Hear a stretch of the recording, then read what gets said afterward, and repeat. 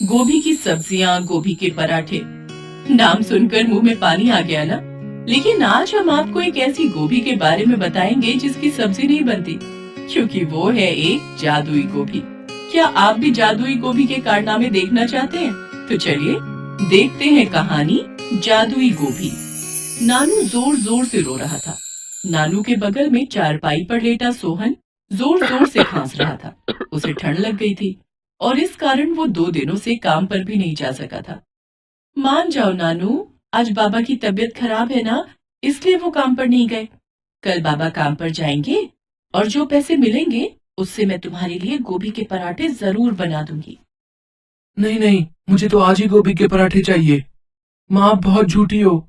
आपने 2 दिन पहले भी यही बोला था कि कल गोभी के पराठे खिला दोगी, लेकिन आपने मुझे गोभी के पराठे नहीं खिलाए। मान जा नानू, मैं कल काम पर जाऊंगा तो तेरे लिए गोभी जरूर लेकर आऊंगा।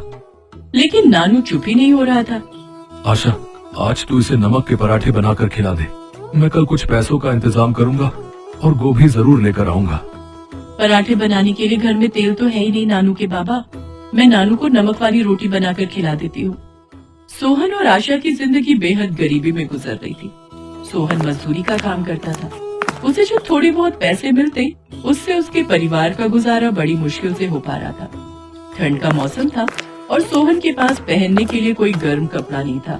वो एक पुरानी फटी हुई शर्ट में ही काम पर जाया करता था, जिस कारण उसे ठंड लग गई थी।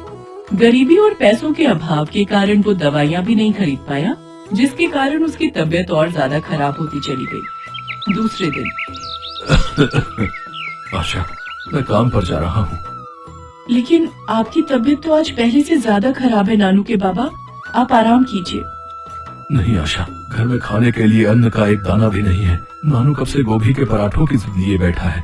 आखिर उससे कब तक झूठ बोलती रहोगी? मैं नानू को समझा लूंगी, लेकिन आप काम पर मत जाइए। लेकिन सोहन ने आशा की बात नहीं मानी और काम की तलाश में घर से निकल गया। शाम काफी हो चुकी थी, लेकिन सोहन अब तक घर नहीं लौटा। माँ, बाबा घर क्यों नहीं आए? क्या आज बाबा गोभी नहीं लाएंगे? नानू बेटा, बाबा आ जाएंगे, तुम सो जाओ ना। जब बाबा आएंगे तब मैं तुम्हें उठा दूंगी, तब तुम गर्मा गर्म गोभी के पराठे खा लेना। नहीं, मैं तो गोभी के पराठे खाकर ही सोऊंगा।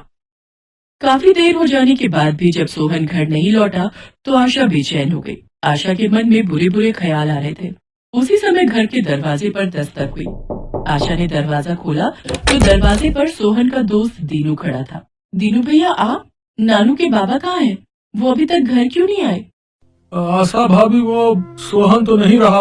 काम के दौरान उसकी तबीयत बहुत बिगड़ गई थी और उसकी मृत्यु हो गई। डॉक्टर के पास ले जाने का भी मौका नहीं मिला। क्या? हे राम! आशा फूट फूट कर रोने लगी। थोड़ी देर के बाद सोहन के साथ काम करने वाले कुछ मजदूर सोहन की लाश को अपने कंधे पर लेकर घर आए। तभी नानू आशा के पास आया और बोला, माँ, बाबा कुछ बोलते क्यों नहीं? वे जमीन पर क्यों लेटे हुए? उनके हाथ में एक गोभी का फूल भी है, लेकिन उन्होंने मुझे गोभी नहीं दी। नानू की बात सुनकर आशा सोहन की लाश के पास जाकर देखती है। सोहन के हाथ में एक बड़ी सी गोभी थी।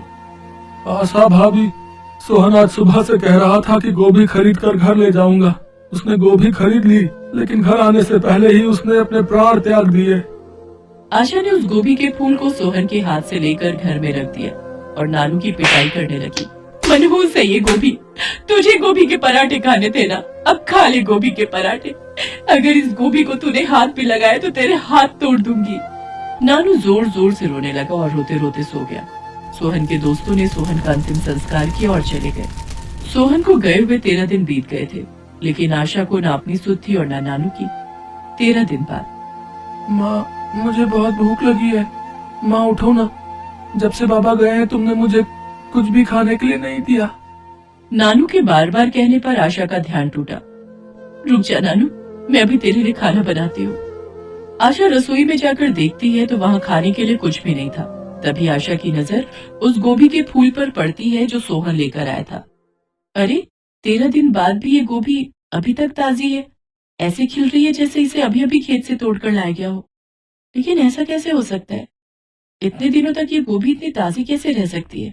चलो ठीक ही है, आज इसे ही पकाकर नानू को खिला देती हूँ। आशा उस गोभी को काटने के लिए चाकू लेकर आती है, और जैसे ही वो गोभी में चाकू लगाती है तभी उस गोभी से आवाज आती है, आशा, मुझे मत काटो।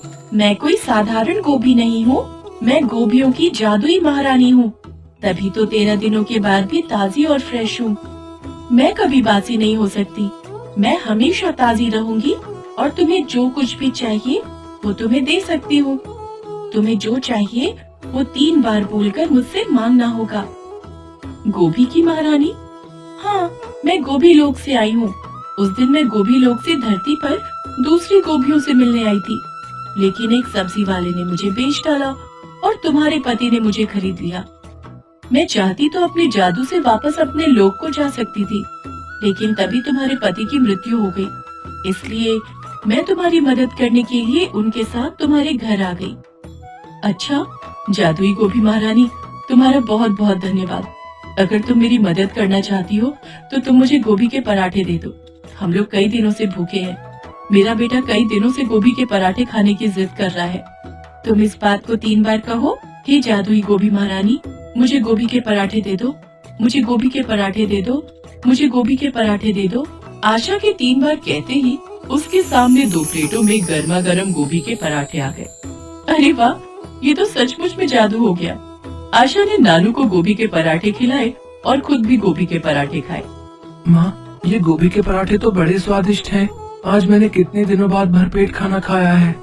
हाँ नानू बेटा, इतने स्वादिष्ट गोभी के पराठे खाकर मेरा पेट भर गया, लेकिन दिल नहीं भरा। माँ, ये गोभी के पराठे इतने स्वादिष्ट हैं कि तुम इन्हें बेचकर पैसे भी कमा सकती हो। तभी जादुई गोभी महारानी ने आशा से कहा, आशा, तुम्हें रुपए, पैसे, सोने चांदी जो चाहिए तुम मुझसे मांग सकती हो। नहीं नहीं गोभी महारानी, मैं लालच से हासिल किए गए पैसों पर भरोसा नहीं करती हूँ। मुझे अपनी मेहनत पर भरोसा है। मैं खूब मेहनत करूंगी और पैसे कमाऊंगी। हाँ, तुम मेरे काम में मेरी मदद कर सकती हो। हाँ हाँ, क्यों नहीं। ये तो बहुत अच्छी बात है कि तुम मेहनत करके पैसे कमाना चाहती हो। मैं तुम्हारे काम में तुम्हारी मदद जरूर करूंगी। तो ठीक है, तुम मुझे कुछ पैसे दे दो। उन पैसों से मैं अपना एक ढाबा खोलूंगी और उस ढाबे में तुम्हारे दिए हुए गोभी के पराठे बेचूंगी। इतना कहकर आशा गोभी महारानी के सामने अपनी इच्छा 3 बार बोलती है और उसके सामने ढेर सारे रुपए पैसे आ जाते हैं। उन पैसों से आशा अपने घर के पास एक ढाबा खोल लेती है। हे जादुई गोभी महारानी, अब तुम मुझे रोज गर्मा गर्म गोभी के पराठे देना। उन पराठों को मैं अपने ढाबे पर बेचूंगी। सिर्फ गोभी के पराठे ही क्यों, मैं तुम्हें ढेर सारे गोभी के व्यंजन दूंगी जो तुम अपने ढाबे पर बेच सकती हो, लेकिन तुम्हें जो भी चाहिए 3 बार बोलना होगा। ठीक है जादुई गोभी महारानी। आशा जादुई गोभी महारानी से 3 बार बोलती है, गोभी महारानी, मुझे अपने ढाबे पर बेचने के लिए गोभी के पराठे, गोभी मसल्लम, मुगलई गोभी, गोभी मेथी, शाही गोभी, भरवा गोभी, गोभी मसालेदार, तंदूरी गोभी, गोभी का अचार, ये सब चाहिए। आशा के 3 बार ये सब कहते ही उसके सामने गोभी की डिशेज आ जाती हैं। माँ, गोभी की इतनी सारी सब्जियाँ, अब हम अपने ढाबे पर इन्हें बेचकर खूब पैसे कमाएंगे। हाँ नानू बेटा, अब ये सारी सब्जियां ढाबे पर सजाने में मेरी मदद कर। नन्हा नानू ढाबे को चलाने में आशा की मदद करने लगता है।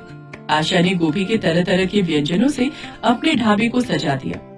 आने जाने वाले राहगीर आशा के ढाबे को देखकर रुकने लगे। और शाही गोभी, भरवा गोभी, गोभी मसालेदार, गोभी मटर, आलू गोभी। अरे भाई, ये गोभी स्पेशल ढाबा है क्या? है? यहाँ इतनी सारी गोभी की डिशेज मिलती है भाई? हाँ बाबूजी। गोभी के इतने सारे व्यंजन तो मैंने कभी नहीं खाए। जरा 1 प्लेट गोभी मसल्लम लगाना, जरा स्वाद तो चखूं। अभी लो बाबूजी। आशा उस ग्राहक को गोभी मसल्लम और रोटी खाने के लिए दे देती है। खाने का स्वाद ग्राहक को बहुत पसंद आता है। आहा, अरे वाह वाह वाह, तुम्हारी गोभी मसल्लम तो बहुत स्वादिष्ट है। गर्मा गर्म रोटी के साथ गोभी मसल्लम और साथ में गोभी का अचार, भाई वाह, मजा आ गया भाई। आहा। धीरे धीरे आशा के ढाबे पर ज्यादा लोग आने लगे और जादुई गोभी की मदद से आशा सभी ग्राहकों को उनकी मनपसंद गोभी की डिश खिलाती। आशा के ढाबे पर अब लोगों की भीड़ उमड़ने लगी। लोगों को गोभी के तरह तरह के व्यंजन बहुत पसंद आ रहे थे। एक दिन, जादुई गोभी महारानी, तुम्हारा बहुत बहुत धन्यवाद। अगर तुमने मेरी मदद नहीं की होती तो हम तो भूखे मर जाते। तुम्हारी वजह से मेरा ढाबा बहुत अच्छा चल रहा है, बहुत अच्छी कमाई भी हो रही है। अगर ऐसा है तो आशा, अब मैं वापस गोभी लोक जाना चाहती हूँ।